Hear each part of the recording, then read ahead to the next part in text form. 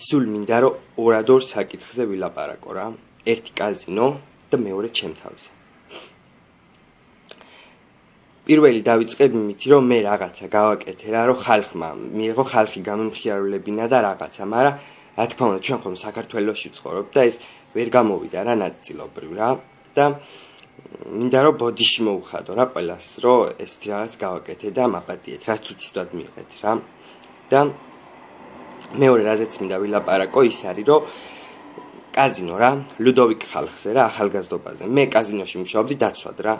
იქ ვიყავი რა, მე დაცვად და იქ რო შემოდიოდნენ, ეხლა აგიხსნით კაზინო რატომ არის სატანის ტაძარი რა. იმიტომ რომ იქ სადაც საათი არ არის, ხო? ეგ მე ვთვლი, რომ სატანისა უკვე რა. ეხლა წარმოიდგინეთ და კარგად მომისმენთ.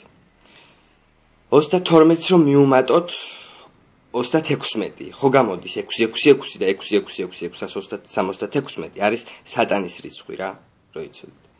და ეს ყველაფერი ძალიან დიდი მე ფეხებზე მკიდია რა, ეხლა მაგათი კონფიდენციალურობა, მე მისმენს 10,000-ობით ადამიანი და მე ვიტყვი ჩემს სათქმელს რა, რომ კაზინო არის მაგარი ეშმაკის სახლი რა. და იქ ორსული ქალებიც დადიან და ყველანი დადიან და ერთ ვიტყვი რომ მოდი რა, გაუფრთხილდეთ რა ჩვენს თავებს რა.